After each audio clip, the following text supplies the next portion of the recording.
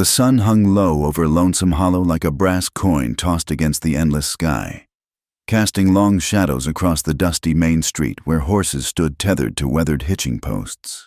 The town squatted in the middle of nowhere, a collection of sun-bleached wooden buildings that seemed to lean on each other for support against the relentless wind. Red dust swirled in small devils between the saloon and the general store, and the air tasted of drought and distant promises. Inside the Silver Dollar Saloon, the late afternoon crowd nursed their whiskey and watched the smoke from their cigarettes curl toward the stained ceiling. The piano player, a balding man with tobacco-stained fingers, pecked out a melancholy tune that mixed with the clink of glasses and the low murmur of tired voices. Behind the bar, bottles caught the amber light filtering through grimy windows, casting colored shadows on the scarred wooden floor. Clara moved across that floor with practiced grace, her worn boots keeping time to the music. Her dress had seen better days. The blue fabric faded to the color of winter sky, the hem frayed from countless nights of dancing, but she carried herself like a queen, chin high, dark hair pinned up to show the delicate curve of her neck. Her eyes, green as bottle glass, held secrets that no amount of whiskey could wash away. She wasn't beautiful in the way of women in paintings, but there was something about her that drew men's gazes and held them. Perhaps it was the way she smiled, practiced, but not quite reaching her eyes, or maybe it was the careful distance she maintained, dancing close enough to tease, but never close enough to promise what she wouldn't give. The cowboys who frequented the Silver Dollar knew Clara didn't sell what some of the other girls in town did. She danced, she laughed at their jokes. She let them buy her watered-down whiskey that was really just tea.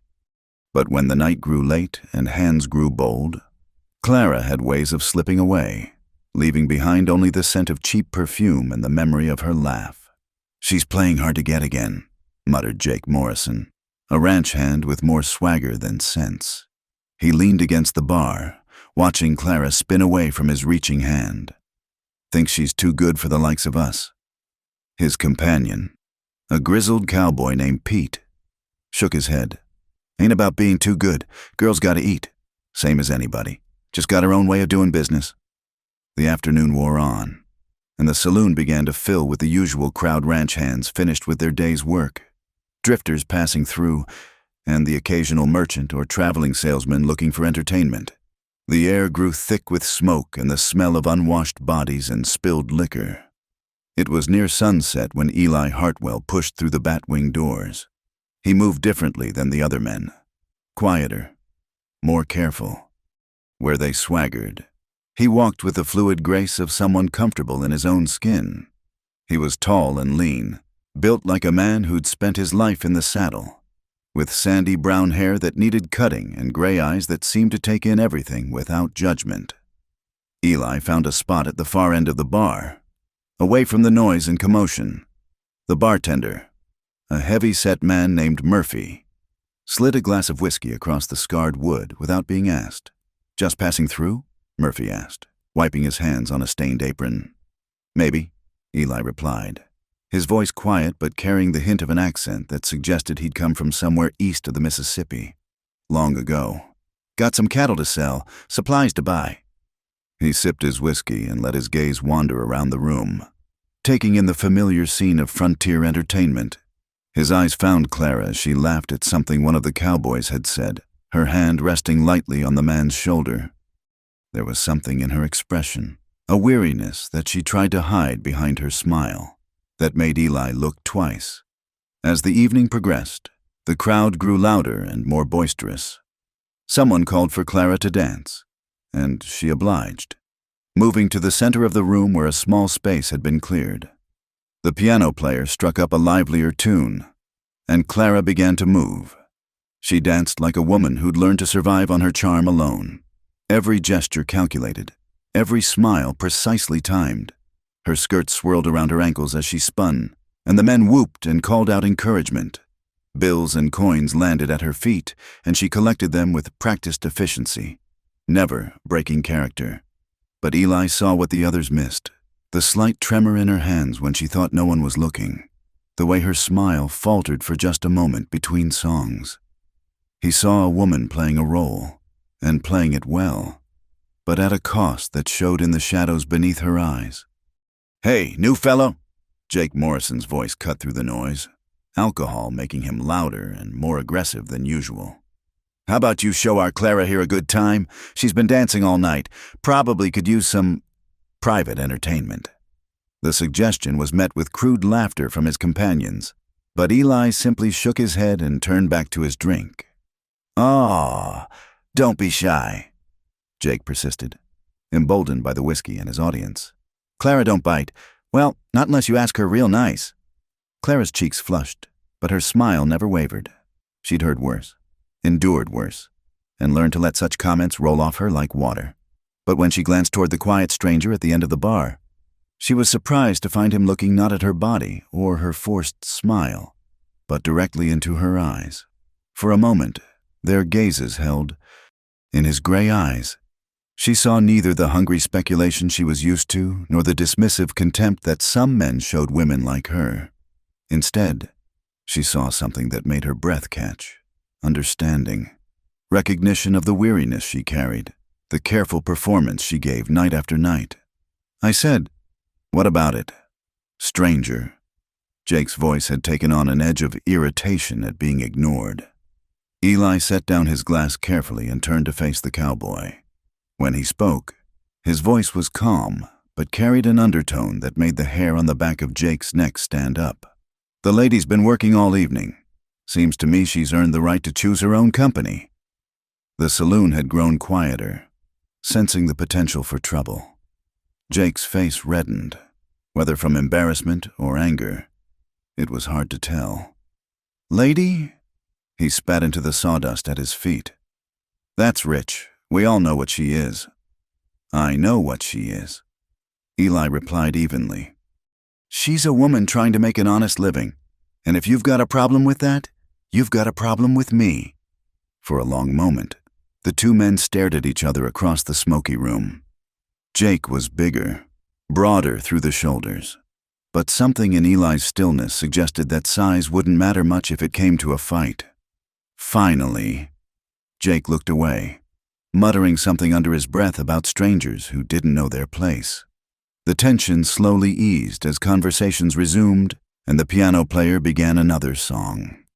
Clara finished collecting her earnings and moved toward the bar, but instead of approaching Eli, she busied herself with adjusting her hair and straightening her dress. Eli finished his whiskey and left money on the bar.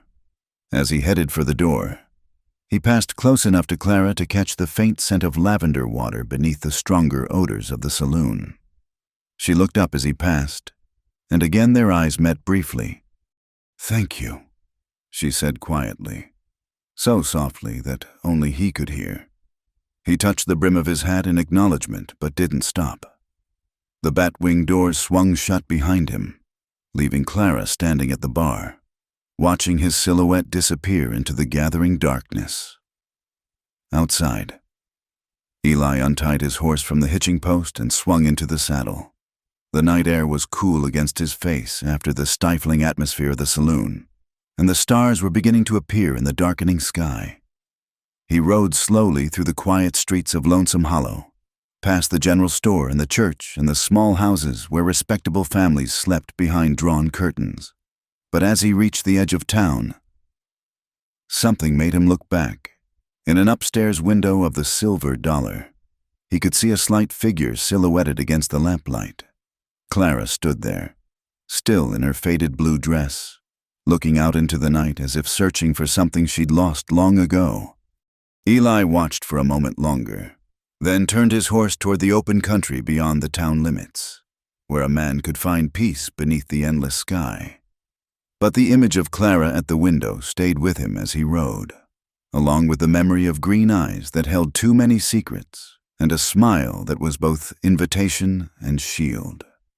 Behind him, Lonesome Hollow settled into its nightly rhythm of vice and loneliness, while above them all, the stars bore witness to the first thread of a story that would change two lives forever.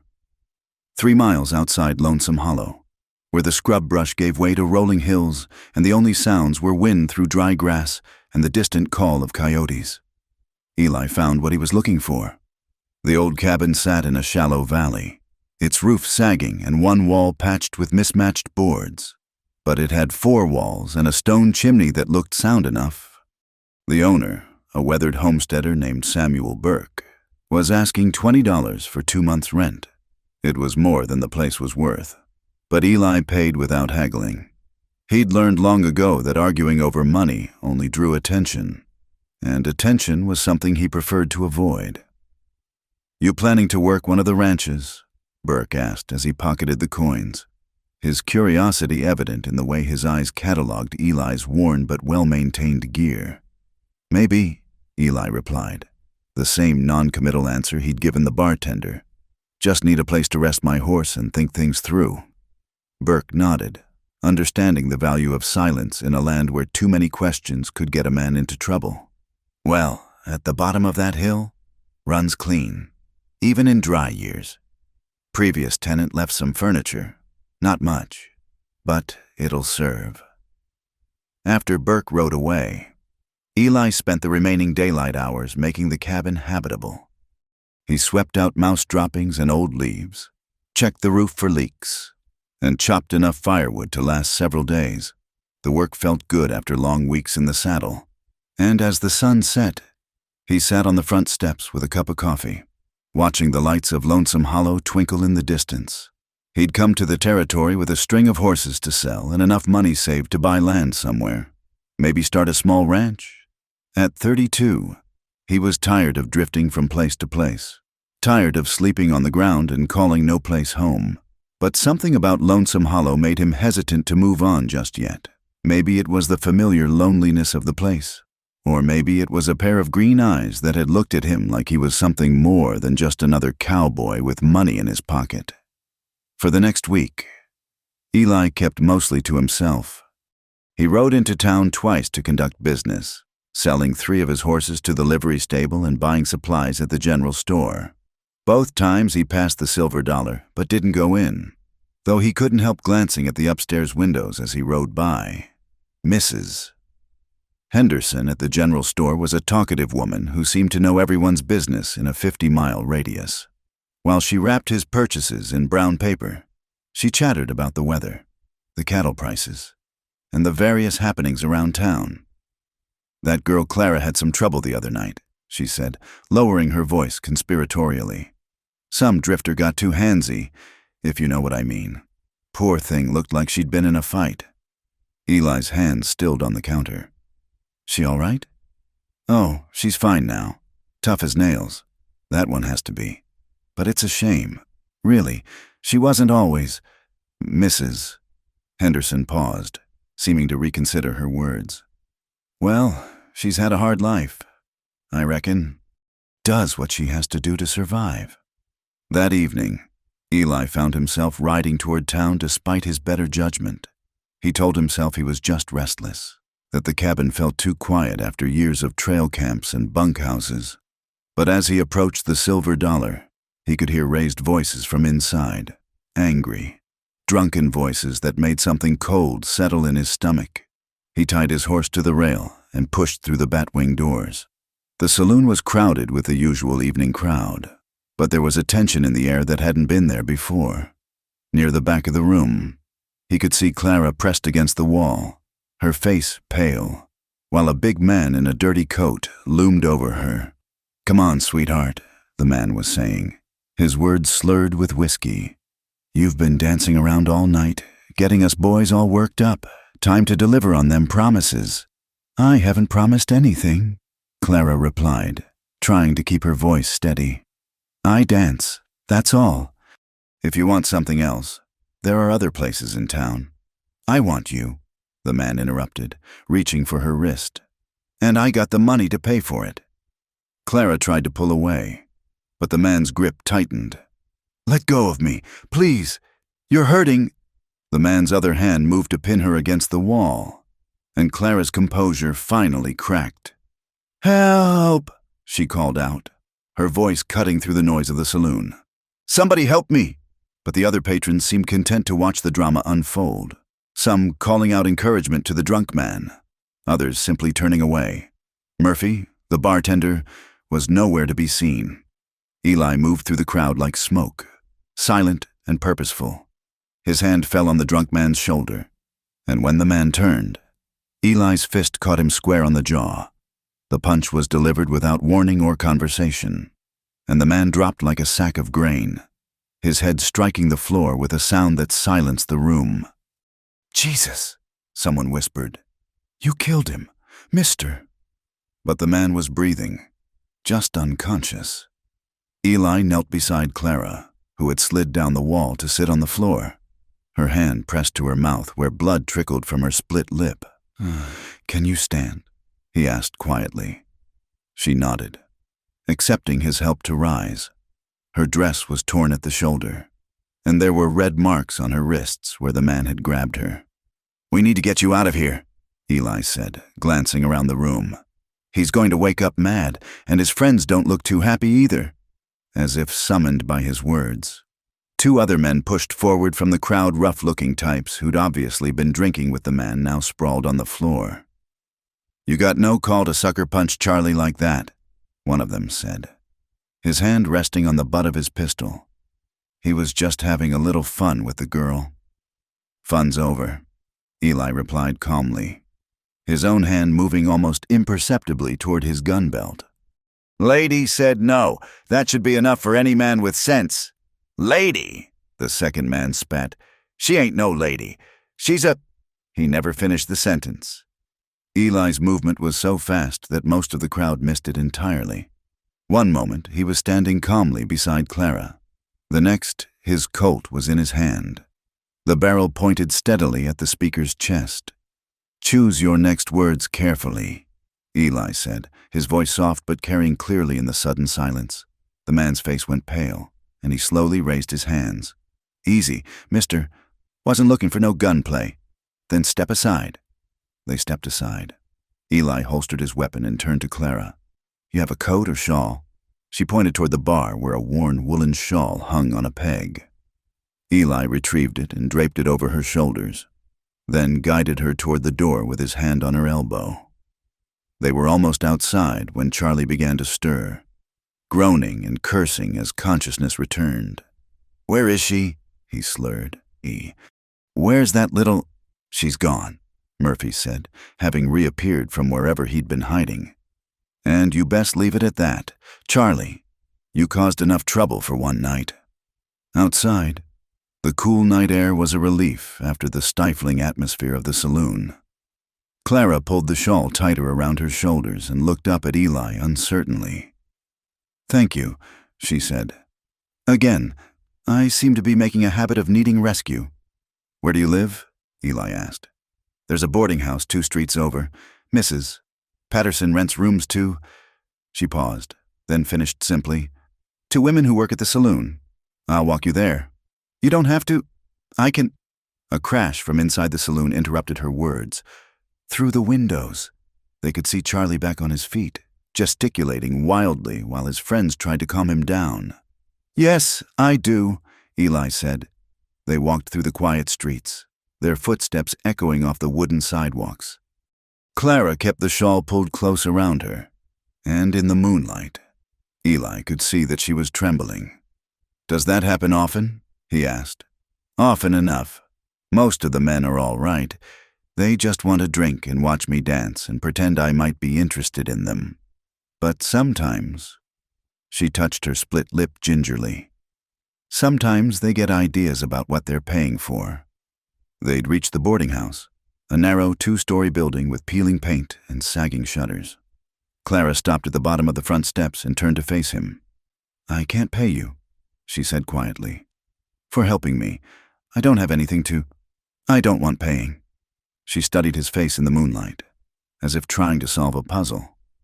"Why did you help me? Most men would have just watched, or maybe even cheered Charlie on." Eli considered the question. The honest answer was complicated. It involved a sister he'd failed to protect and a guilt that followed him like a shadow. Instead, he simply said, "Because it was the right thing to do." A distant rumble of thunder made them both look up at the sky. Clouds had moved in while they walked, blotting out the stars. "Rain's coming," Eli observed. "Good. Maybe it'll cool things down." Clara climbed the first step, then paused. "Will you be in town long?" "For a while." She nodded and climbed the remaining steps. At the door, she turned back one more time. "My name's Clara. Clara Morgan. Eli Hartwell." "Well, Eli Hartwell, thank you for reminding me that there are still decent men in this world." She disappeared inside, leaving Eli standing alone on the empty street as the first drops of rain began to fall. He pulled his hat low and walked back toward his horse, but not before glancing up at the second-story windows of the boarding house. In one of them, a lamp flickered to life, and for just a moment, he could see Clara's silhouette before she pulled the curtains closed. The ride back to his cabin was slow and thoughtful, the rain growing steadier as he traveled. By the time he reached the old homestead, his clothes were soaked through and his horse was eager for the shelter of the lean-to shed behind the cabin. Inside, Eli built up the fire and changed into dry clothes, but sleep was a long time coming. Every time he closed his eyes, he saw Clara's face in the saloon, the fear, the determination, the gratitude. And underneath it all, he saw something that reminded him painfully of another young woman who'd needed help, long ago and far away. Outside, the rain continued to fall on the empty prairie, washing the dust from the air and filling the dry creek beds. It was the kind of rain that promised new growth, fresh starts, and the possibility that even in a harsh land, tender things could take root and flourish. But morning was still hours away, and the night stretched long and dark around the small cabin where a man named Eli Hartwell lay awake, thinking about green eyes and the weight of old regrets. The rain had stopped by dawn, leaving the air clean and cool for the first time in weeks. Eli woke to the sound of water dripping from the eaves and the distant call of meadowlarks welcoming the morning. He dressed quietly, built up the fire, and put coffee on to boil, trying not to think about the events of the previous night or the woman who'd occupied his thoughts until sleep finally claimed him. He was splitting kindling behind the cabin when he heard the horse approaching. The rider came slowly, picking their way carefully along the muddy track that led down from the main road. Eli set down his axe and walked around to the front of the cabin, his hand resting casually on his gun belt until he recognized the slight figure in the saddle. Clara sat astride a tired-looking mare, her worn riding skirt mud-splattered and her hair escaping from beneath a plain bonnet. She looked different in the morning light, younger somehow, without the paint and powder that was part of her evening costume. The split on her lip had scabbed over, but a purple bruise shadowed her left cheek. "Morning," she said, dismounting with practiced ease despite her obvious fatigue. "Morning. You're up early." "Couldn't sleep." She tied her horse to the fence post and looked around at the small homestead. "Mrs. Patterson said you might be staying out here. Samuel Burke mentioned renting his old place to a quiet cowboy. News travels fast in small towns." "Everything travels fast in small towns, including gossip." She reached into her saddlebag and pulled out a cloth-wrapped bundle. "I brought breakfast. Figured it was the least I could do after last night." Eli gestured toward the cabin. "Coffee's on. Come in out of the damp." The interior of the cabin was sparse but clean. A rough-hewn table and 2 chairs sat near the stone fireplace, where a pot of coffee bubbled over the flames. A narrow bed occupied one corner, and shelves held Eli's few belongings, extra clothes, ammunition, a few books with worn covers. Clara unwrapped her bundle to reveal fresh biscuits, bacon, and a jar of honey. "Mrs. Patterson lets me use her kitchen sometimes. I like to cook when I can't sleep." They ate in comfortable silence, the only sounds the crackle of the fire and the steady drip of water from the roof. Clara ate carefully, favoring the uninjured side of her mouth, and Eli found himself stealing glances at her when he thought she wasn't looking. "This is good," he said, breaking off a piece of biscuit. "Been a while since I had a home-cooked meal." "Where are you from?" Clara asked. You don't talk like the men around here. Pennsylvania, little town outside Pittsburgh. You? Missouri, near Kansas City. Her voice grew quiet. Seems like a lifetime ago. Eli waited, sensing there was more she wanted to say. Clara stared into her coffee cup, swirling the dark liquid absently. I was 15 when I left, she said finally. My mother died when I was 12, and Pa remarried within a year. My stepfather. She paused, her hand unconsciously moving to touch her throat. He had ideas about what a stepdaughter was good for. The words hung in the air between them, heavy with implication. Eli felt something cold and familiar settle in his chest, the same helpless anger he'd carried for years. One night I fought him off and ran, took Ma's horse and what little money she'd hidden away. I've been running ever since, I suppose. Clara looked up at him then, her green eyes direct and unashamed. That's why I do what I do. Dancing pays better than washing dishes or taking in laundry. And I learned early that men are going to look at me a certain way regardless. Might as well make money from it. You don't owe me explanations. Eli said gently. I know, but I wanted you to understand. I'm not what Charlie thought I was last night. I dance, I smile, I let them buy me drinks. But I don't. She trailed off, color rising in her cheeks. I know what you are, Eli said, echoing his words from the saloon. You're a woman doing what she has to do to survive.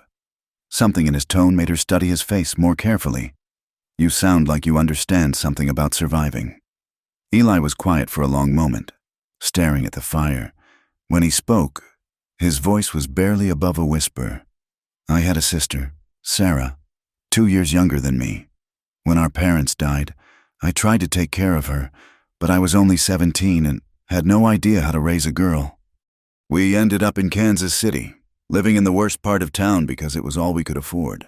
He stopped, the memories flooding back with painful clarity. Clara waited, understanding instinctively that this was not a story he'd told many people. Sarah was beautiful. Golden hair, blue eyes, the kind of prettiness that draws attention whether you want it or not. When she turned 15, men started noticing her, offering her work, offering her money. His hands clenched into fists on the table. I was working 16-hour days at the stockyards, trying to save enough to get us out of there. I should have been watching her more carefully. What happened? She started staying out late, coming home with money, new clothes. Said she was working at a restaurant, but I knew better. I didn't want to know better. His voice was filled with self-recrimination. One day I came home and she was gone. Left a note saying she was sorry, that she was trying to help, that I shouldn't look for her. Clara reached across the table and touched his hand, her fingers warm against his cold skin. I looked anyway, Eli continued. Found her in one of the houses down by the river. She'd been there 3 months, and she was... He swallowed hard. She was sick, fever, they said, but I could see it was more than that. The life had gone out of her eyes. Did you get her out? I tried, but she was in debt to the house, and they wouldn't let her go. Said she owed them money for room and board, for her clothes, for the medicine they'd given her when she was sick. The debt kept growing faster than she could pay it off. His voice broke slightly. She died there, 19 years old, and she died in that place because I couldn't protect her. Tears slipped silently down Clara's cheeks. That wasn't your fault, wasn't it? I should have seen what was happening. Should have stopped her before... No. Clara's voice was firm. You were just a boy yourself, trying to survive in a world that doesn't care about people like us. Your sister made her choices, just like I made mine. The only difference is I was luckier. They sat in silence for a while, the weight of shared pain settling between them. Outside, the sun had fully risen, burning off the morning mist and promising another hot day. Is that why you helped me? Clara asked finally. Because of her? Maybe, or maybe just because it was the right thing to do. Clara stood and began clearing the dishes, moving with quiet efficiency around the small space. Eli watched her, noting the way she unconsciously avoided sudden movements, the careful way she held herself, habits learned from years of being alert to danger. "You don't have to clean up," he said. It feels good to do something normal." She pumped water from the hand pump by the sink and began washing the plates. "Most of my life is pretending to be happy, pretending to enjoy the attention, pretending that I don't mind the things men say about me. This feels real."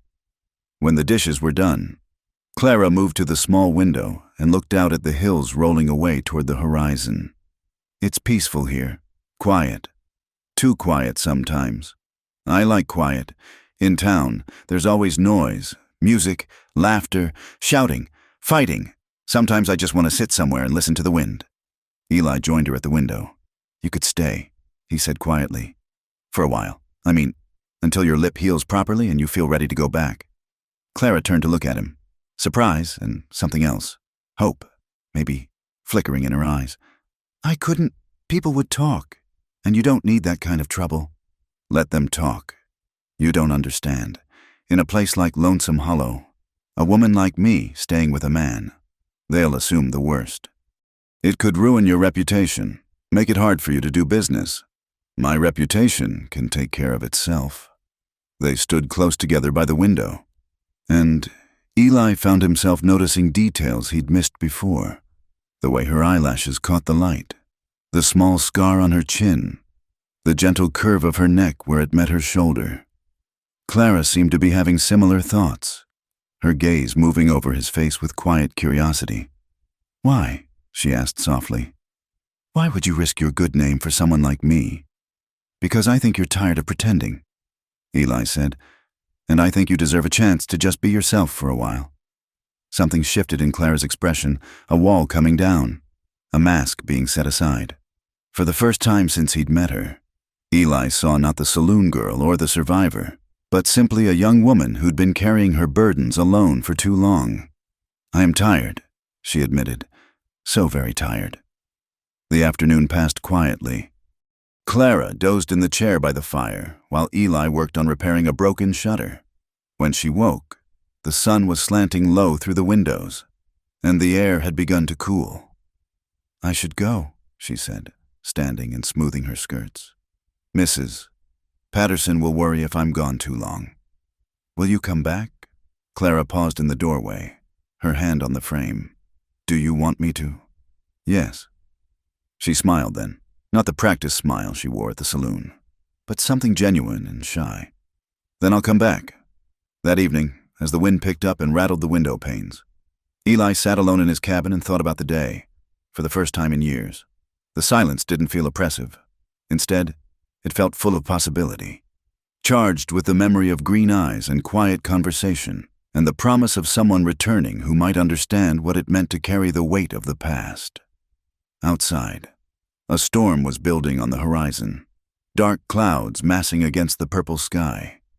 But inside the small cabin, a different kind of weather was brewing, something warmer, more fragile, and infinitely more precious than the simple shelter of walls and roof. Clara returned the next evening just as the sun was setting behind the hills, painting the sky in shades of gold and crimson. Eli heard her horse before he saw her, and he found himself setting aside the harness he'd been mending and walking to the door with an anticipation that surprised him. She dismounted slowly, moving with the careful grace of someone whose body still carried the memory of recent violence. The bruise on her cheek had darkened to deep purple, and she held herself slightly to one side, favoring her ribs. "You look like you could use some of that coffee," Eli said, taking her horse's reins. "And you look like a man who's been waiting for company." There was something different about her tonight, a softness around the edges that hadn't been there before. She'd left her hair loose, and it caught the last light like spun copper. Her dress was simpler too, a plain brown wool that spoke of practicality rather than performance. Inside the cabin, they fell into an easy routine. Clara moved around the small kitchen area as if she belonged there, preparing a simple meal of beans and salt pork while Eli tended to the fire. The domesticity of it felt strange to both of them, a glimpse of a life neither had dared to imagine. "How was your day?" Clara asked, stirring the beans with a wooden spoon. "Quiet. Yours?" She was quiet for a moment. "I went to see Doc Williams about my ribs. He says they're just bruised, nothing broken. And I talked to Murphy about going back to work." Eli looked up from the fire. "What did he say?" "He wants me to start again tomorrow night. Says the customers have been asking about me." Clara's voice was carefully neutral. "Charlie left town this morning. Him and his friends. Murphy thinks things will calm down now." "Do you want to go back?" The question hung in the air between them. Clara stopped stirring and looked at him across the small room. "I need the money," she said finally. "Dancing is the only way I know how to earn enough to live on. I'm not trained for anything else. There are other ways to make a living." "Like what? Taking in washing for 50 cents a day? Working in somebody's kitchen for room and board and maybe $1 a week?" Clara shook her head. "I tried that when I first ran away. I nearly starved." Eli understood the mathematics of survival better than most. He'd done his share of back-breaking work for barely enough to eat, but the thought of Clara returning to the silver dollar, putting herself at the mercy of drunken men night after night, made something twist painfully in his chest. They ate in comfortable silence as darkness settled around the cabin. Clara had brought a small oil lamp, and its soft glow made the sparse room feel warmer, more intimate. When they finished eating, she insisted on washing the dishes while Eli cleaned his rifle, a nightly ritual he'd maintained for years. "You expecting trouble?" Clara asked, glancing at the weapon. "In my experience, trouble comes whether you expect it or not. Better to be ready." "You sound like you've seen your share." "Some?" Eli ran the cleaning rod through the barrel with practiced motions. "What about you? Ever fired a gun?" "Pa taught me to shoot rabbits when I was little, before Ma died, but I haven't held a gun in years." Clara dried the last plate and set it on the shelf. "Maybe you could teach me, in case Charlie has friends who didn't leave town with him." "Maybe I could." The evening wore on, and they found themselves talking about inconsequential things. The weather, the horses, the way the coyotes sang in the hills. But underneath the casual conversation ran an undercurrent of awareness, a recognition of something building between them like the charge in the air before a thunderstorm. "I should go," Clara said eventually, though she made no move to rise from her chair by the fire. "You could stay," Eli said quietly. "It's late, and the road can be dangerous at night." They looked at each other across the small room, both understanding that he wasn't just talking about the danger of a night travel. Clara's cheeks flushed, but she didn't look away. "I don't want you to think that this is what I do. I don't think that, because I'm not. I mean, I've never—" She struggled with the words, her usual composure deserting her. Eli set aside his rifle and moved to her chair, kneeling beside it so they were at eye level. "Clara, I know what you are, and I know what you're not. Nothing that happens between us has anything to do with your work at the saloon." She searched his face in the lamplight, looking for any sign of deception or ulterior motive. What she saw instead was patience, kindness, and something that looked like genuine affection. "I'm scared," she whispered. "Of me? Of this, of feeling safe with someone. Every time I've trusted a man. It's ended badly." Eli reached up and gently touched her cheek, his thumb tracing the edge of the bruise. "I'm not going anywhere, and I'm not going to hurt you." Clara leaned into his touch, her eyes closing. "Promise me something. Anything.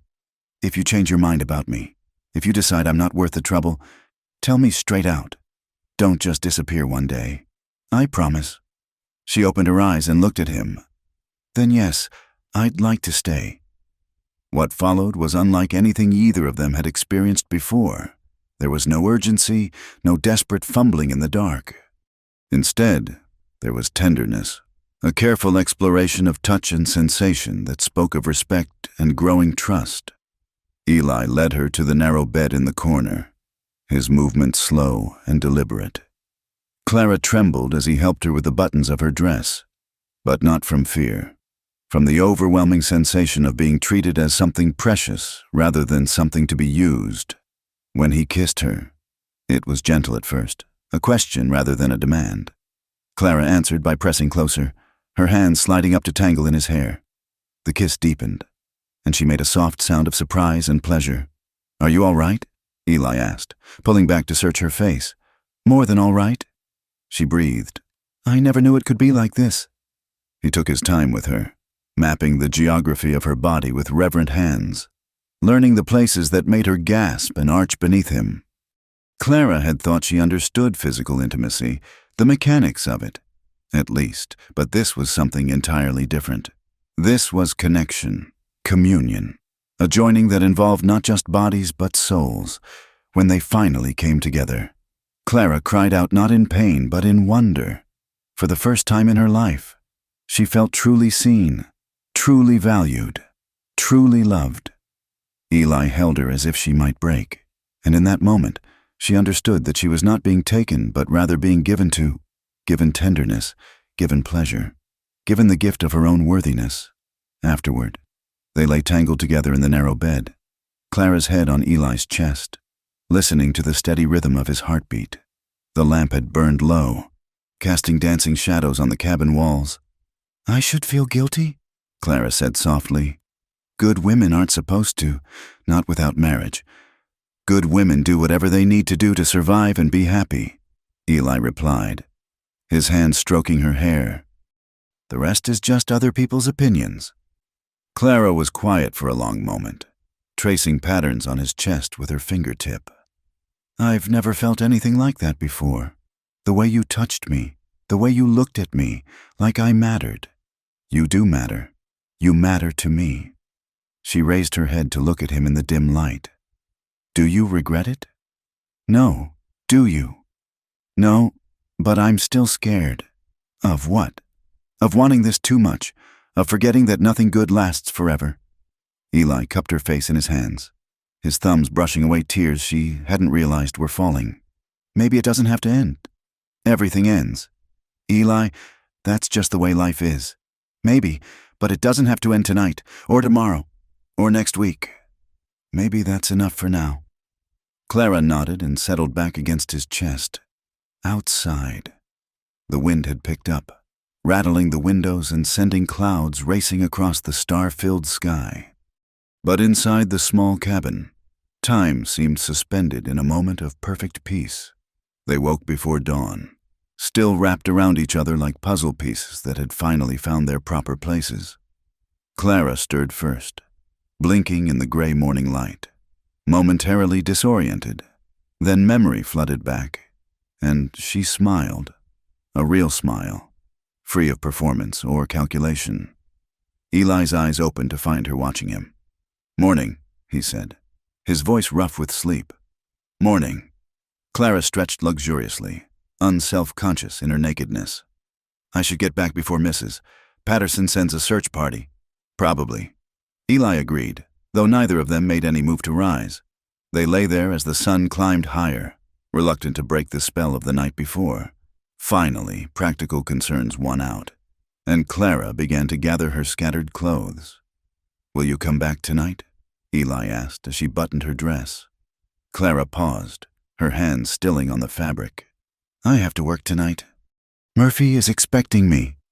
The words fell between them like stones dropped in still water, creating ripples of tension and unspoken questions. Eli sat up in bed, suddenly very aware of his nakedness, of the vulnerability of the night before. "Of course," he said carefully. "I understand." But Clara saw the hurt in his eyes, the way his expression shuttered closed. She sat on the edge of the bed and took his hand. "It's not what you think. What happened between us, that was real. But I still need to work, still need to earn money. I can't just walk away from my life because of one night, no matter how wonderful it was." Eli nodded, understanding the practicality of her position even as something inside him rebelled against the thought of other men watching her dance, buying her drinks, imagining they could have what he'd been given so freely. "After work, then?" he asked. Clara leaned over and kissed him softly. "After work, if you still want me to come." "I'll want you to come." She smiled and stood, gathering her shawl around her shoulders. At the door, She turned back one more time. "Eli, last night, thank you for showing me what it could be like." After she left, Eli sat alone in the cabin, breathing in the lingering scent of her hair, trying to reconcile the woman who had given herself to him so completely with the woman who would tonight smile and dance for other men. It was a contradiction he didn't know how to resolve, a jealousy he had no right to feel.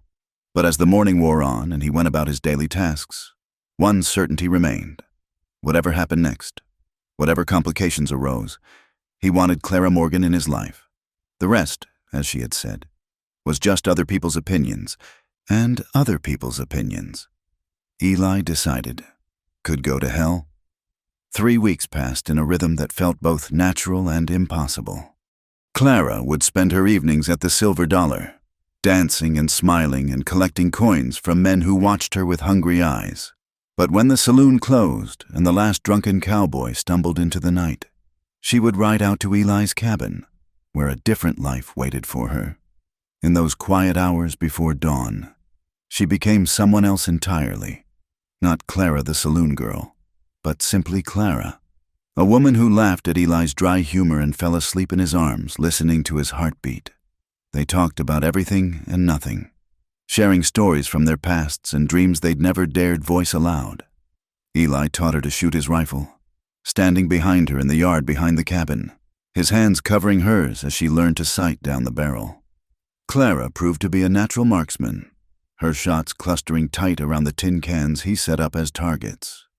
"You're better than most men I've known," he said after she put 3 shots through the same can from 50 yards. "Pa always said I had a steady hand," Clara replied, lowering the rifle. "Mama used to worry that I was too much of a tomboy, that no decent man would want me. Decent men want women who can take care of themselves. Is that what you are? A decent man?" Eli considered the question seriously. "I try to be. Some days I do better than others." It was on a Tuesday evening in late September that everything changed. Clara had just finished her first dance of the night when she saw him, a tall man in an expensive suit standing near the bar, his pale eyes scanning the room with the predatory focus of a hawk searching for prey. Josiah Blackwood. The name hit her like a physical blow, and she had to grip the edge of a nearby table to keep from falling. It had been 4 years since she'd last seen him, 4 years since she'd fled Kansas City in the dead of night, but she would have recognized that cruel mouth and those cold eyes anywhere. He saw her at the same moment, and his lips curved in a smile that made her blood turn to ice. He raised his glass in a mocking toast, and Clara felt the walls of the saloon close in around her like a trap. Somehow she managed to finish her set, though her hands shook so badly she could barely hold her skirts. When the music ended, she fled to the back room, pressing herself against the wall and struggling to breathe. "You all right, girl?" Murphy asked, appearing in the doorway with a concerned frown. "You look like you've seen a ghost." "I'm fine," Clara managed, though her voice came out as barely a whisper. "Just need a moment." But she wasn't fine. Josiah's presence in Lonesome Hollow meant only one thing. He'd found her, tracked her down after all these years. The question was what he wanted, though Clara feared she already knew the answer. She didn't have long to wonder. 10 minutes later, Murphy appeared again, his expression uncomfortable. "There's a gentleman wants to see you, says you're old friends." Clara's heart hammered against her ribs. "Tell him I'm not feeling well. Tell him I've gone home. Already tried that. He says he'll wait, says he's got all the time in the world." There was no avoiding it. Clara straightened her shoulders, lifted her chin, and walked back into the main room of the saloon. Josiah stood near the bar, looking perfectly at ease, as if he owned the place and everyone in it. "Hello, Clara," he said when she approached. "You're looking well. Frontier life agrees with you." "What do you want, Josiah?" she asked, proud that her voice came out steady. "Can't an old friend pay a social call? We have so much to catch up on." His smile was sharp as a blade. "Perhaps we could speak somewhere more private. I have a room at the hotel. We can talk here." "I don't think you want to have this conversation in public, my dear. Not unless you want all these good people to know exactly what you ran away from." Clara felt the trap closing around her. Several of the saloon's patrons were already watching their exchange with curious eyes, and she knew that any scene would be fuel for the gossip mill for weeks to come. 5 minutes, she said. Outside. They walked out into the cool night air, stopping beneath the lamppost in front of the saloon. Josiah lit a cigar with deliberate slowness, making her wait. You've led me quite a chase. Clara, 4 years of following cold trails and false leads. Do you have any idea how much money I've spent tracking you down? I don't owe you anything. Josiah, what happened between us was finished long ago. Was it? Because I remember things differently. I remember a girl who took my money, who let me believe we had an arrangement, and then disappeared in the middle of the night like a common thief. I never took your money willingly. You forced yourself on me, and when I tried to leave, you threatened to have me arrested for theft unless I stayed. Such a dramatic way of putting it. I prefer to think of it as a business arrangement that you failed to honor. Josiah took a long draw from his cigar, the ember glowing red in the darkness. But I'm prepared to be reasonable. I've invested considerable time and resources in finding you, and I simply want to recoup my losses. How much? Clara asked, though she already knew she didn't have whatever amount he would name. $2,000. With interest, of course. Clara's knees nearly buckled. $2,000 was a fortune, more money than she could earn in 5 years of dancing at the Silver Dollar. I don't have that kind of money. No, I don't suppose you do. But fortunately, I'm a patient man, and I understand you've been supplementing your income with other activities. His gaze traveled over her with insulting familiarity. Perhaps we can work out an alternative arrangement. Go to hell. Josiah's expression hardened. I don't think you understand your position here. Clara, I have documentation of the money you took from me. I have witnesses who will swear to your theft.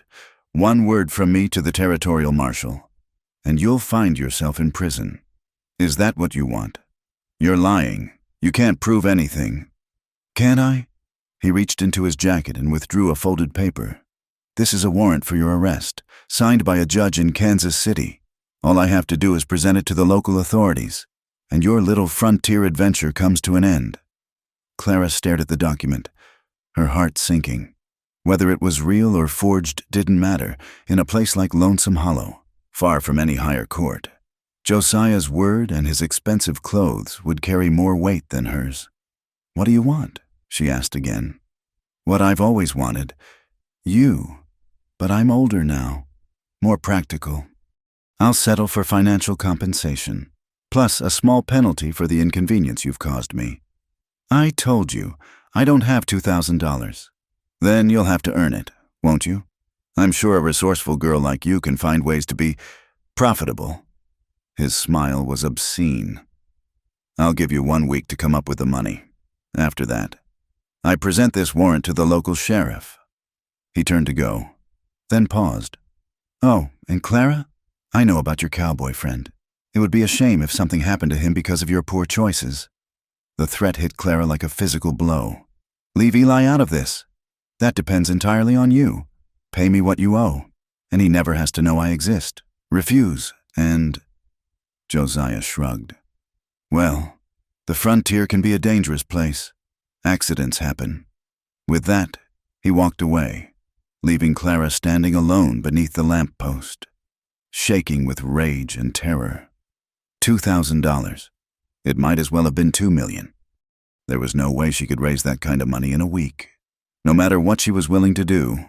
But even worse than her own predicament was the knowledge that Eli was now in danger because of her. Josiah wasn't the kind of man to make empty threats. If she couldn't pay him, he would find a way to hurt the one person in the world she'd come to love. Clara remained outside for another 10 minutes, trying to compose herself before returning to the saloon. The rest of the evening passed in a blur of music and forced smiles. She danced mechanically, barely aware of the men who watched her or the coins that landed at her feet. When the saloon finally closed, Clara's first instinct was to ride to Eli's cabin, to throw herself into his arms and tell him everything. But Josiah's words echoed in her mind. The threat against Eli. the implication that her presence in his life had already marked him as a target. Instead, she returned to her room at Mrs.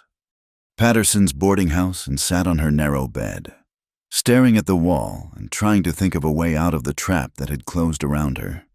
Every option she considered led to the same conclusion. There was no way to raise $2,000 in a week without destroying herself in the process. Unless she left. The thought crept into her mind like poison, and once it was there, she couldn't shake it. She could disappear again, the way she had 4 years ago, take her few belongings and what little money she'd saved, and ride out of Lonesome Hollow before dawn. Josiah might follow eventually, but at least Eli would be safe. The idea of leaving Eli, of abandoning the first real happiness she'd ever known, made her chest ache with physical pain. But what choice did she have? If she stayed, she would either end up in prison or forced back into the kind of life she'd fought so hard to escape. And Eli would suffer for her presence in his life. As the first gray light of dawn crept through her window, Clara made her decision. She would go to Eli one last time, spend a few hours with him, and then disappear from his life forever. It would be kinder that way. Cleaner.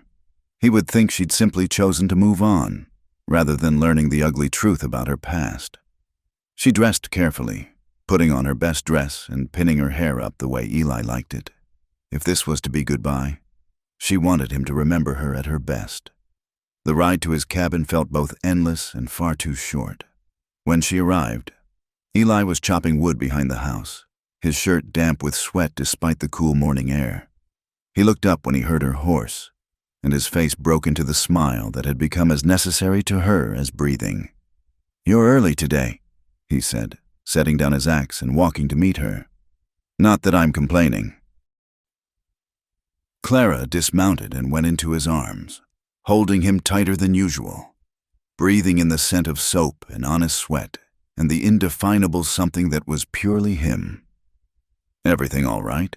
Eli asked, sensing her mood. Clara looked up at him, memorizing the lines of his face, the way his gray eyes crinkled at the corners when he was concerned about her. "Perfect," she lied. "Everything's perfect." But even as she said the words, she knew that this happiness, this moment of peace in his arms, was already slipping away from her like water through her fingers, and there was nothing she could do to stop it. Josiah wasted no time in making his presence known throughout Lonesome Hollow. By the next evening, word had spread through the town like wildfire. A wealthy gentleman from Kansas City had arrived, and he'd been asking questions about Clara Morgan, not idle curiosity, but the pointed inquiries of a man with a specific purpose. The first Clara heard of it was when Murphy pulled her aside before her evening performance. His weathered face creased with worry. "That fellow from last night, Blackwood. He calls himself, he's been making the rounds today. Stopped by the bank, had lunch with Judge Morrison, even paid a visit to Sheriff Coleman." Murphy lowered his voice. "Word is he's got some kind of legal document concerning you." Clara's blood turned to ice, but she forced herself to remain calm. "What kind of document?" "Don't rightly know, but he's been showing it around, asking about your situation here, how long you've been in town, what kind of work you do, whether you got any outstanding debts or troubles with the law." The trap was tightening around her with methodical precision. Josiah wasn't just threatening her. He was building a case, establishing his credibility with the local authorities while simultaneously undermining hers. "Murphy?" Clara said carefully. "If someone were to ask you about my character, what would you tell them?" The old bartender studied her face for a long moment. "I'd tell them you're a decent girl who pays her debts and doesn't cause trouble. I'd tell them you work hard and keep your nose clean." He paused. "But I'd also tell them I don't know much about your past. And that might not be enough to help you if this Blackwood fellow has documentation that says otherwise." That night, Clara's performance was wooden, mechanical. She went through the motions of dancing and smiling, but her heart wasn't in it. The patrons noticed. She could see it in their faces, hear it in the diminished enthusiasm of their applause. Worse still, she could feel eyes watching her from the shadows near the bar. Josiah hadn't returned to the saloon, but she had no doubt he had people keeping track of her movements. The sensation of being hunted, of being prey, made her skin crawl with remembered terror. When the evening ended, Clara made her way back to Mrs. Patterson's boarding house, her mind racing with desperate plans. She could leave tonight, pack her few belongings, and ride out before dawn. But Josiah would expect that, might even be counting on it, and it would look like an admission of guilt, which would only reinforce whatever story he was telling the authorities. She was so lost in thought that she almost didn't notice the figure waiting in the shadows beside the boarding house until it was too late. "Miss Morgan." Sheriff Coleman stepped into the circle of light cast by the street lamp, his expression grave. "I wonder if I might have a word with you." Clara's heart hammered against her ribs, but she kept her voice steady. "Of course. Sheriff, is something wrong?" "That's what I'm trying to figure out." Coleman was a lean man in his 50s, with graying hair and eyes that missed very little. He'd been sheriff of Lonesome Hollow for nearly a decade, and he had a reputation for fairness, but also for following the letter of the law. "I had a visit today from a gentleman named Josiah Blackwood. Says he knows you from Kansas City. I lived there for a while, years ago. A lot of people knew me. This gentleman claims you stole money from him. Considerable money." Coleman's gaze never left her face. "He's got paperwork that seems to support his claim. I never stole anything from anyone. Sheriff, he also says you were involved in certain activities while you lived there. Activities that might make a person desperate enough to take things that didn't belong to them." The implication hung in the air between them like smoke. Clara felt heat rise in her cheeks, but she met his gaze steadily. "I've made mistakes in my life, Sheriff Coleman. We all have, but I've never stolen so much as a penny from anyone." Coleman studied her for a long moment. "Mr. Blackwood wants me to arrest you pending extradition to Kansas City. Says he's got witnesses and documentation that prove his case. And will you arrest me?" "Not tonight, but I'll be honest with you. Miss Morgan, if his paperwork checks out, if it's all legal and proper, I won't have much choice. The law is the law, regardless of what I might think about the situation." Clara nodded, understanding the position he was in. "How long do I have?" "Mr. Blackwood says he's willing to give you a chance to make restitution before pressing formal charges. A week, he mentioned. After that..." Coleman shrugged. "After that, my hands are tied." After the sheriff left, Clara climbed the stairs to her room with leaden feet. A week. The same time frame Josiah had given her, but now with the added weight of official attention. Even if she could somehow raise the money, which she couldn't, she was beginning to understand that this was about more than mere financial compensation. This was about power, about ownership, about a man who couldn't tolerate being denied what he believed was his by right. The next few days passed in a blur of mounting tension. Josiah made himself visible around town, dining at the hotel restaurant, making polite conversation with the local merchants, presenting himself as a respectable businessman wronged by a common criminal. Meanwhile, Clara felt the shift in how people looked at her, the suspicion in their eyes, the way conversation stopped when she entered a room. On Thursday evening, Mrs. Patterson knocked on Clara's door with obvious reluctance. "I'm sorry, dear," the older woman said, wringing her hands, "but I'm going to have to ask you to find other accommodations. Some of my other tenants are uncomfortable with the situation." Clara nodded, having expected this. "I understand. When do you need me to leave?" "By Sunday, if you could manage it." So now she was losing her lodging as well as everything else. Clara packed her few belongings that night, realizing how little she actually owned after 4 years in Lonesome Hollow. Everything that mattered to her sense of safety, her growing hope for a different kind of future, couldn't be folded and placed in a saddlebag. On Friday, the general store refused her credit for supplies. On Saturday, Murphy took her aside after her evening performance with an expression of genuine regret. "I'm sorry, Clara, truly I am, but Mr. Blackwood had another talk with the town council today. They're putting pressure on me to reconsider your employment here. I'm fired. Not fired. Just, maybe you should take some time off. Let things settle down." Clara walked out of the Silver Dollar that night knowing she would never return. The irony wasn't lost on her. She'd spent years dreaming of a way out of that life. And now that it had been taken from her, she felt only loss. She spent that night in the stable behind the boarding house, wrapped in blankets and trying to stay warm. Every option she considered led to the same dead end. She had no money, no job, no place to live. And a week from now, she would likely be in jail awaiting transport to Kansas City and whatever fate Josiah had planned for her. The temptation to ride to Eli's cabin was almost overwhelming. She wanted nothing more than to lose herself in his arms, to pretend for a few hours that everything would work out somehow. But she couldn't bring herself to do it. Eli would want to help, would try to find a solution, and in doing so would only paint a target on his own back. Better to spare him that. Better to let him think she'd simply grown tired of their arrangement and moved on. It would hurt him, but not as much as watching her dragged away in shackles or, worse, seeing him hurt because of his association with her. Sunday morning dawned gray and cold, with the promise of winter in the sharp wind that rattled the stable walls. Clara saddled her horse and loaded her saddlebags, preparing to ride out of Lonesome Hollow for good. She had maybe $20 to her name and no clear destination, but anything was better than staying and waiting for Josiah's trap to close completely. She was tightening the cinch on her saddle when she heard footsteps behind her. Clara turned, expecting to see Mrs. Patterson or one of the other boarders, and instead found herself face to face with Eli.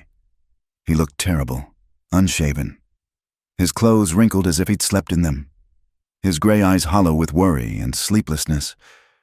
"Going somewhere?" he asked quietly. Clara's heart clenched at the sight of him. "Eli, you shouldn't be here." "Probably not, but when the woman you love disappears for 3 days without a word, a man tends to go looking for answers." His voice was steady, but she could hear the hurt underneath. "I talked to Murphy, heard about your situation. Then you know why I have to leave. I know what people are saying. I'd like to hear your version." Clara looked away, unable to bear the trust in his eyes. "It doesn't matter what my version is. What matters is that I'm poison to anyone who associates with me, including you. That's my decision to make." "No, it isn't." Clara's voice broke. "You don't understand what he's capable of. Eli, Josiah Blackwood destroys people for sport. He's already ruining my life. I won't let him ruin yours, too." Eli stepped closer, and Clara had to force herself not to move into his arms. "You think I care what some snake from Kansas City thinks about me? You think I care what this town thinks?" His voice was fierce with suppressed emotion. "I've been alone for most of my life. Clara, alone and convinced that was how it had to be. Then you came along and showed me what it could be like to have someone to care about. Someone who cared about me in return. You think I'm going to let some bastard with a grudge take that away? You don't understand. Then explain it to me." Clara closed her eyes, feeling tears she'd been holding back for days finally spill over. I can't drag you into this mess. I'm already in it. The question is whether we face it together or whether you run away and leave me to wonder for the rest of my life what happened to the woman I love." The words hung between them like a bridge. Neither was sure they could cross. Clara opened her eyes to find Eli watching her with an expression of such tender determination that it took her breath away. "I love you too," she whispered. "That's why I have to go?" Eli reached out and cupped her face in his hands, his thumbs brushing away her tears. "No, that's why you have to stay." For a moment, Clara allowed herself to believe it might be possible. Then reality crashed back in, and she pulled away from his touch. "He'll destroy you, Eli. He'll find a way to hurt you, and it will be my fault. Let him try." There was something in Eli's voice, a cold certainty that made Clara look at him more closely. For the first time, she saw past the gentle man who held her tenderly in the darkness and caught a glimpse of someone harder, more dangerous. "What are you planning?" she asked. "I'm planning to have a conversation with Mr. Blackwood, man to man." Eli, no, you can't. I can't let him terrorize the woman I love. I can't stand by and watch him destroy your life for his own amusement. Eli's expression was granite hard. Some conversations are better held without witnesses. Clara, some problems require solutions that don't involve courts or laws or public opinion. Clara felt a chill that had nothing to do with the morning air. Promise me you won't do anything foolish. I promise I won't do anything unnecessary, Eli replied, which wasn't the same thing at all. He kissed her then. A kiss that tasted of desperation and determination and the bitter knowledge that everything was about to change. When he pulled away, his eyes held a resolve that both comforted and terrified her. Go to the cabin, he said. Wait for me there. Eli, go to the cabin. Clara, trust me. Against her better judgment, against every survival instinct screaming at her to run. Clara found herself nodding. Be careful. I will. She watched him walk away, his stride purposeful and deadly, and knew that whatever happened next would determine the course of both their lives. In trying to protect him, she had revealed the depth of her feelings, and now Eli was walking into danger with nothing but love and determination to shield him. Clara mounted her horse and rode toward the cabin, her heart hammering with fear and hope in equal measure. Behind her, Lonesome Hollow seemed to hold its breath, waiting for whatever storm was about to break. Eli found Josiah Blackwood in the hotel restaurant, dining alone on eggs and ham while reading a Kansas City newspaper.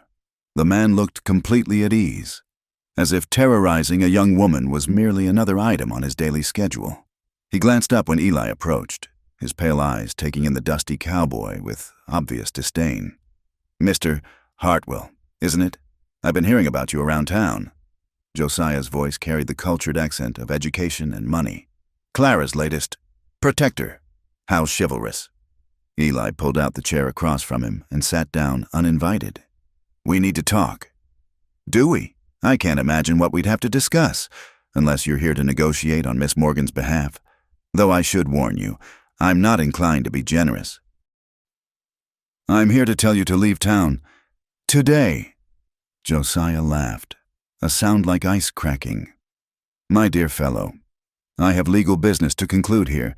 Surely you don't expect me to abandon a substantial debt simply because some local cowboy finds my presence inconvenient. Clara doesn't owe you anything? The territorial court might disagree. I have documentation. I don't care what kind of papers you've forged or what lies you've been spreading. Eli's voice was quiet, but it carried an undertone that made several other diners glance nervously in their direction. You're going to leave Clara alone. Today. Permanently. Josiah set down his fork and studied Eli with renewed interest. Are you threatening me, Mr. Hartwell? I'm giving you friendly advice. The kind of advice a man only gets once. How amusing. And if I choose to ignore this advice? Eli leaned forward slightly. Then we'll have a very different kind of conversation. The kind that happens in private. For the first time, something flickered in Josiah's eyes. Not fear exactly, but a recognition that he might have underestimated the quiet cowboy. He dabbed at his mouth with his napkin and leaned back in his chair. You know, Mr. Hartwell, I've dealt with men like you before. Simple frontier types who think every problem can be solved with violence. It rarely ends well for them. Then you've been dealing with the wrong men. Perhaps, but violence, while temporarily satisfying, tends to create more problems than it solves. Legal problems, in particular. Josiah's smile was thin and cold. I'm a respectable businessman with connections throughout the territory. If something were to happen to me here, the authorities would look very carefully at anyone who might have had a motive to harm me. Your Miss Morgan, for instance, or her lovers. The threat was delivered with such casual malice that it took all of Eli's self-control not to reach across the table and wrap his hands around the man's throat. You seem to have thought of everything. Eli said, I generally do. It's what makes me successful in business. Josiah picked up his coffee cup and sipped delicately. But I'm not an unreasonable man. Perhaps we can reach some sort of accommodation. What kind of accommodation? Clara has something I want. You, presumably, have something she wants. Protection, companionship, whatever romantic nonsense she's convinced herself she needs. I'm prepared to be flexible about the financial arrangements if we can work out a more creative solution.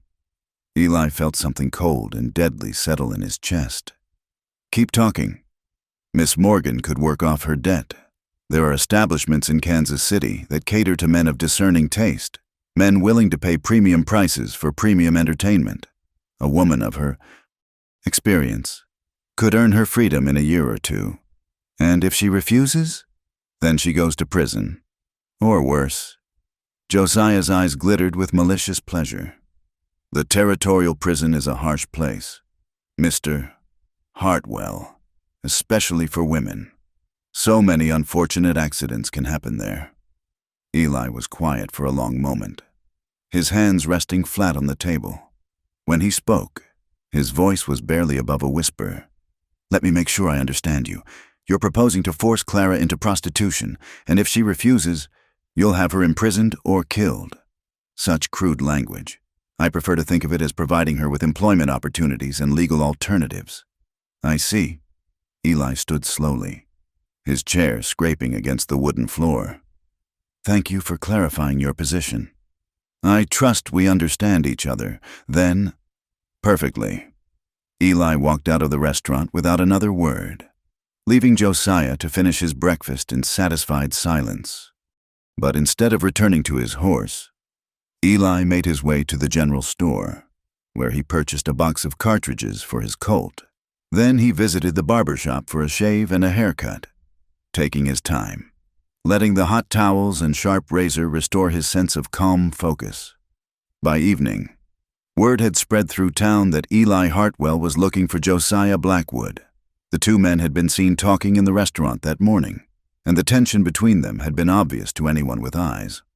Now, Eli was making the rounds of the saloons and gambling halls, asking quiet questions about where a man might find some privacy for a serious conversation.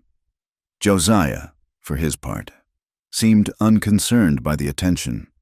He spent the afternoon in the hotel lobby, playing cards with some traveling merchants and regaling them with stories of his business successes in Kansas City. But as the sun began to set, he made his way to his room on the second floor, and those who watched carefully noticed that he checked his small pistol before retiring. The confrontation came just after midnight. Eli waited in the alley behind the hotel, standing in the shadows where the moonlight couldn't reach him. He'd sent a message through one of the hotel staff, a simple note asking Blackwood to meet him for a private discussion about Clara's situation. The kind of meeting that respectable businessmen sometimes required when delicate matters needed resolution without public scrutiny. Josiah arrived exactly on time, his expensive clothes making him look out of place in the dusty alley. He carried himself with the confidence of a man accustomed to having others do his violent work for him. Mr. Hartwell, I wondered if you'd come to your senses about my proposal. In a way. Eli stepped out of the shadows, his hand resting casually on his gun belt. I've been thinking about what you said, about Clara working off her debt. Excellent. I knew you were a reasonable man underneath all that frontier bluster. The thing is, I don't think she owes you anything. I think you're a predator who preys on young women, and I think you finally picked the wrong target. Josiah's expression hardened. I warned you about threats. Mr. Hartwell, I have powerful friends. Your friends aren't here. No, but they know where I am and who I came here to see. If something happens to me, they'll know exactly where to look for answers. Eli nodded thoughtfully. That's why you're going to leave town tonight. You're going to ride out of here and never come back. You're going to forget you ever heard the name Clara Morgan.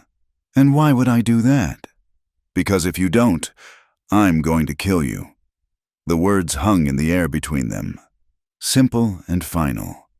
Josiah's hand moved instinctively toward his jacket, where his pistol was concealed, but froze when he saw how quickly Eli's Colt appeared in his hand. I wouldn't, Eli said quietly. I've killed men before. Blackwood. Men who were faster than you, tougher than you, and a hell of a lot more deserving of life than you are. You're bluffing. Am I? Eli's thumb pulled back the hammer of his revolver, the click echoing off the alley walls. You want to bet your life on that? For the first time since arriving in Lonesome Hollow? Josiah Blackwood looked genuinely afraid. The confident businessman facade cracked, revealing something smaller and more desperate underneath. You can't just murder me in cold blood. This isn't the old days. There are laws now. Civilized standards. You're right about that. Cold blood murder would be wrong. Eli's smile was sharp as winter wind. Lucky for both of us. My blood's running plenty hot right now. What do you want? I want you to get on your horse and ride out of town. I want you to go back to Kansas City and find yourself some other victim to torment. And I want you to forget that Clara Morgan ever existed. And if I refuse, then tomorrow morning, Sheriff Coleman is going to find your body in this alley with a gun in your hand. He's going to conclude that you tried to ambush me and got yourself killed for your trouble.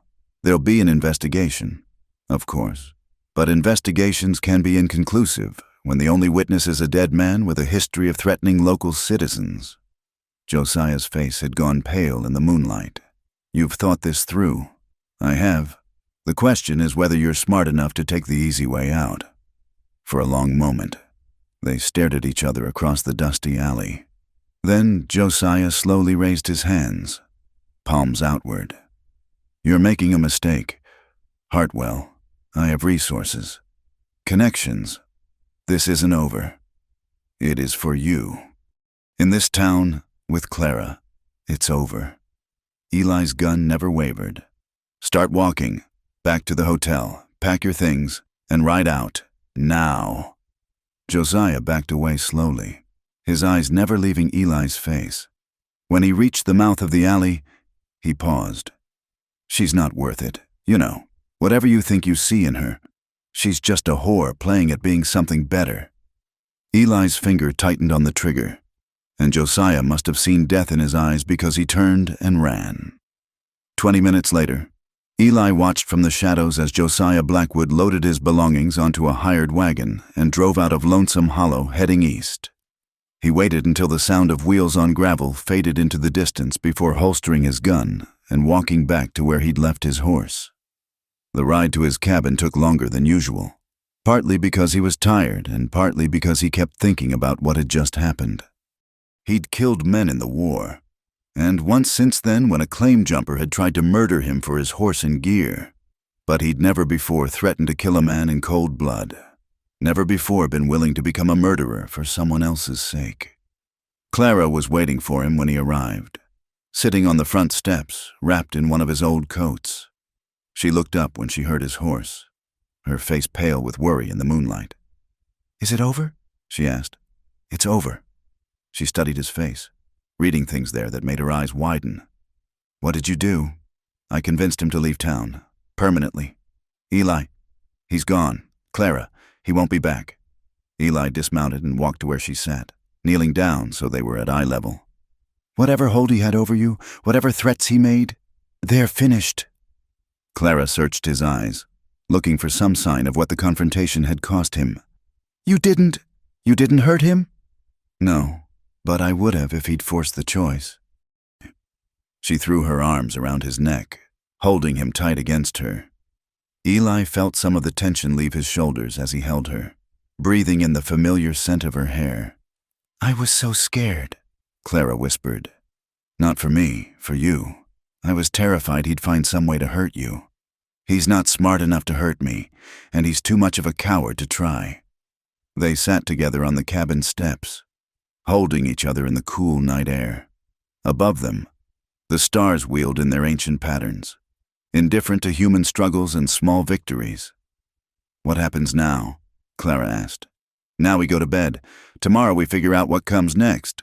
The town won't want me back, after everything that's happened, all the gossip and suspicion. Then we'll find somewhere else to go, or we'll stay here and let them get used to us. Eli tilted her chin up so she was looking at him. I don't care what they think. Clara, I don't care what anyone thinks. I care about you. Clara smiled, the first genuine smile he'd seen from her in days. I love you, Eli Hartwell.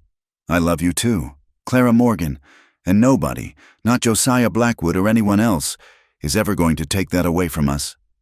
As they rose to go inside, neither of them noticed the figure watching from the hills above the cabin, or saw the glint of moonlight on metal as someone adjusted the scope of a rifle.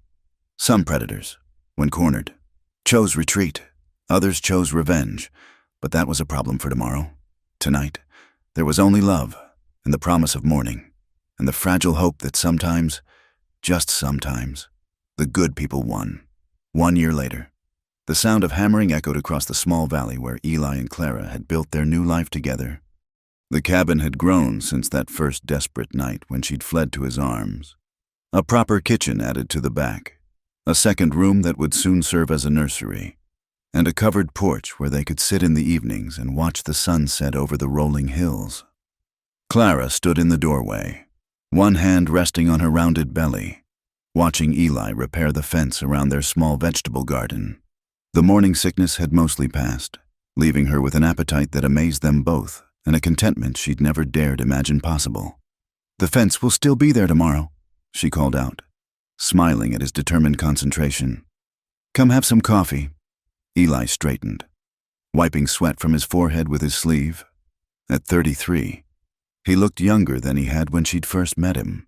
The lines of worry around his eyes had softened, and he carried himself with the easy confidence of a man who'd found his place in the world. "Almost finished," he replied, but he set down his hammer and walked toward her, pausing to kiss her forehead as he passed into the kitchen. The interior of their home reflected Clara's touch in ways both subtle and profound. Gingham curtains at the windows, a quilt she'd sewn during the long winter evenings, wildflowers in a mason jar on the wooden table they'd built together from lumber hauled from town. It was simple, practical, and more beautiful than any palace because it was theirs. Clara poured coffee into 2 chipped mugs, the best they could afford, but she'd never drunk from finer china. Eli sat across from her at the small table, his calloused hands wrapped around the warm ceramic. "Doc Williams will be coming by this afternoon," Clara said, settling carefully into her chair. "Says the baby should arrive within the month. Everything's still looking good. Perfect, according to him." Clara smiled and placed both hands on her belly. "Strong heartbeat, good size. He says I'm carrying like a woman who was born to have babies." The thought still amazed them both, that after everything Clara had endured, after all the pain and fear and desperation, her body could create something so purely good. The baby had been a surprise, discovered 3 months after Josiah Blackwood's departure when Clara's monthly courses failed to appear, and she found herself sick every morning for a week. She'd been terrified at first, remembering stories of women who'd died in childbirth, who'd lost everything they'd built because they couldn't work with a child to care for. But Eli had held her while she cried and made quiet promises about the future, and gradually her fear had transformed into wonder. "I was thinking about names again," Clara said, sipping her coffee carefully. "And? Sarah, if it's a girl, after your sister." Eli's expression grew soft with memory and gratitude. She would have liked that. "And if it's a boy?" "Whatever you want to call him will be fine with me." Clara reached across the table and took his hand. "Our choice, both of us." The conversation was interrupted by the sound of a horse approaching.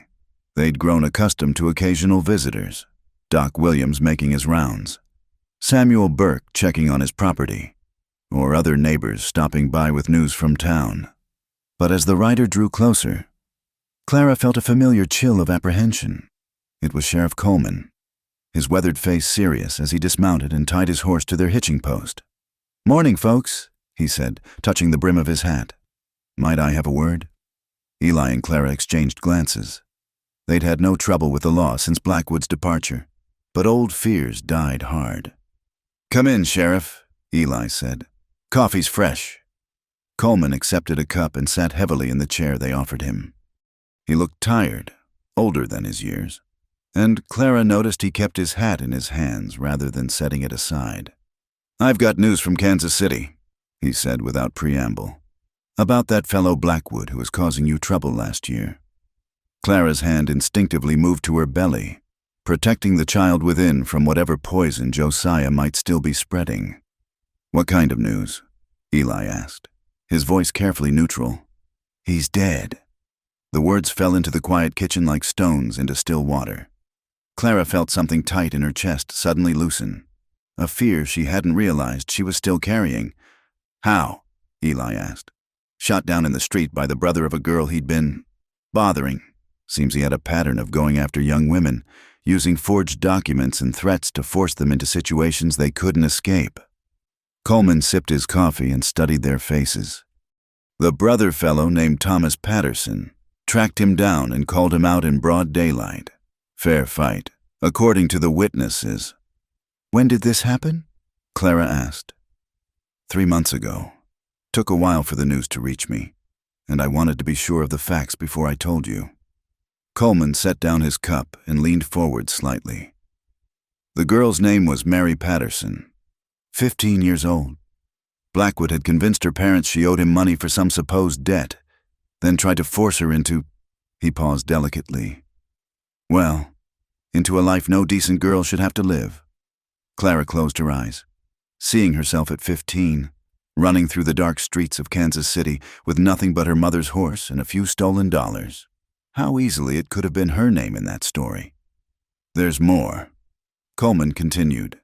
When they went through his effects, they found documents on at least a dozen other women. All the same pattern-forged papers, manufactured debts, threats of imprisonment or worse, some dating back nearly 10 years. Was my name among them? Clara asked quietly. It was, along with what appeared to be a detailed plan for forcing you to return to Kansas City. The authorities there are calling him a predator who used the legal system to terrorize young women. Coleman's expression was grim. You're Mr. Blackwood was a very bad man. Miss Morgan, the world's a better place without him. After the sheriff left, Clara and Eli sat in silence for a long time, absorbing the news. The ghost that had haunted Clara's dreams for over a year was finally laid to rest. But the knowledge of what he'd planned, what he'd done to others, left them both shaken. All those other women, Clara said finally. All those girls he hurt because no one stopped him. You can't save everyone, Eli said gently. You can only save yourself and the people you love. That afternoon, Doc Williams pronounced both mother and child healthy and thriving. As he packed his medical bag, the elderly physician paused to look around their modest home with obvious approval. You've built something good here, he said to Eli. Not just the house, the life. Clara's blooming like a flower that's finally found the right soil. It was true. The haunted look that had shadowed Clara's eyes for so long had been replaced by something softer, more hopeful. She moved through their daily routines with quiet contentment, tending her garden, mending clothes, preparing meals as if these simple domestic tasks were sacred rituals. The people of Lonesome Hollow had been slow to accept them back into the community's good graces. The scandal of Blackwood's accusations had left lingering suspicions, and Clara's pregnancy without the benefit of marriage had raised eyebrows among the more proper citizens. But gradually, through small acts of kindness and stubborn persistence, they'd won their place. It had started with Mrs. Henderson at the general store, who'd been the first to congratulate Clara on her condition rather than whisper behind her back. Then old Samuel Burke had praised Eli's work ethic to anyone who would listen. When Clara had helped nurse the Fletcher baby through a fever that nearly took the child's life, sitting up 3 nights straight without sleep. Even the most judgmental church ladies had been forced to acknowledge her character. People talk. Mrs. Williams, the doctor's wife, had told Clara one Sunday after church. But they also remember who shows up when there's trouble, who offers help without asking for anything in return. You've earned your place here, dear. Don't let anyone tell you different. Now, as autumn painted the hills in shades of gold and crimson, Clara felt truly settled for the first time in her adult life. She had a home, a man who loved her, and a child growing beneath her heart. The nightmares that had plagued her sleep were gone, replaced by dreams of the future, of teaching her child to read, of watching Eli show a son or daughter how to ride and shoot and live with honor. On a crisp October evening, as they sat on their porch watching the stars emerge in the darkening sky, Clara felt the baby shift and kick inside her. "He's restless tonight," she said, placing Eli's hand on her belly so he could feel the movement. "Maybe she's just eager to see the world. Either way, our child is going to be strong, stubborn, probably, with parents like us." Eli chuckled. "Stubborn might be exactly what this world needs more of. People who won't be pushed around, who'll stand up for what's right." Clara leaned against his shoulder, breathing in the scent of wood smoke and the clean mountain air. "I used to think I was cursed," she said quietly. "That I'd never have anything good, never deserve anything good. I thought I'd spend my whole life running from my past, hiding from who I used to be. And now I think maybe everything that happened to me, all the pain, all the fear, maybe it was leading me here. To you, to this life we've built together." She paused, watching a shooting star streak across the night sky. "Maybe I had to go through hell to appreciate heaven." Eli tightened his arms around her, and they sat in comfortable silence as the night settled around them. In the distance, coyotes called to each other across the hills, their voices wild and free. Closer to home, their own animals, the milk cow Eli had bought from a neighbor, the chickens Clara tended with fierce devotion, the horses that had carried them through so many miles of hardship, settled into their evening routines. 3 weeks later, on a morning when the first frost silvered the grass and their breath steamed in the cold air, Clara's labor began. Doc Williams arrived just as the sun was rising, and by noon, the sound of a baby's cry filled their small home. "A son," the doctor announced, placing the squalling infant in Clara's arms, "healthy as a horse and twice as loud." Clara looked down at her child, their child, and felt her heart expand beyond anything she'd thought possible. The baby had Eli's gray eyes and a tuft of dark hair that reminded her of her own childhood photographs. He was perfect, unmarked by the struggles that had brought him into being, innocent of everything except the pure desire to live and be loved. "What will you call him?" Doc Williams asked as he cleaned his instruments. Clara looked at Eli, who was staring at his son with an expression of wonder and fierce protectiveness. "James," she said. "James Hartwell. After my father, before everything went wrong." "James," Eli repeated, reaching out to touch the baby's tiny hand. "It's a good name, a strong name." As winter closed in around their valley, the small family settled into the rhythms of new parenthood. Clara marveled at how naturally Eli took to fatherhood, how gently his calloused hands could change a diaper or rock a fussy baby to sleep. She watched him building a cradle by lamplight, his movements careful and precise as he crafted something beautiful from rough wood, and knew that their son would grow up surrounded by love and the quiet strength of a good man.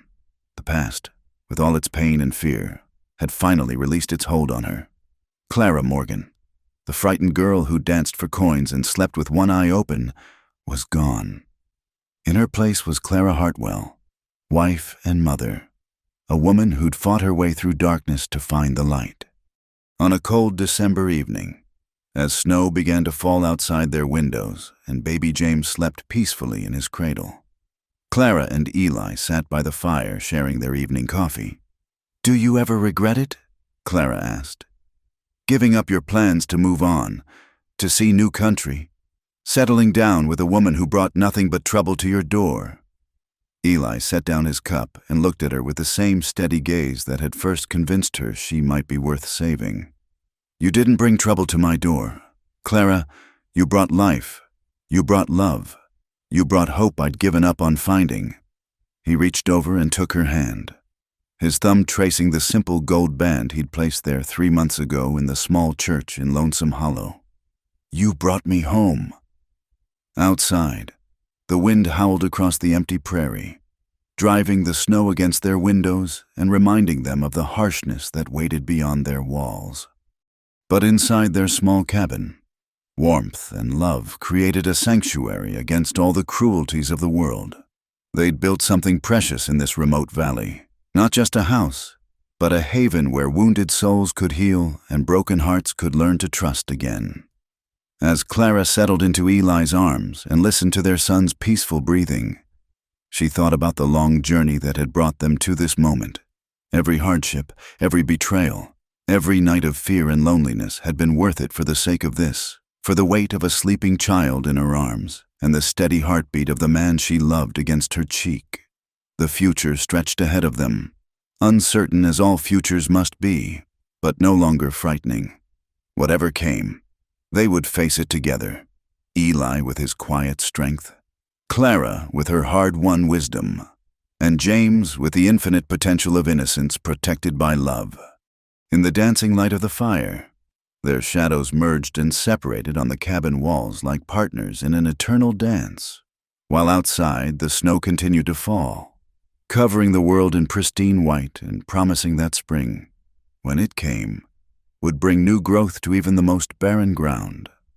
Thank you for listening to this tale of love and redemption from the American frontier.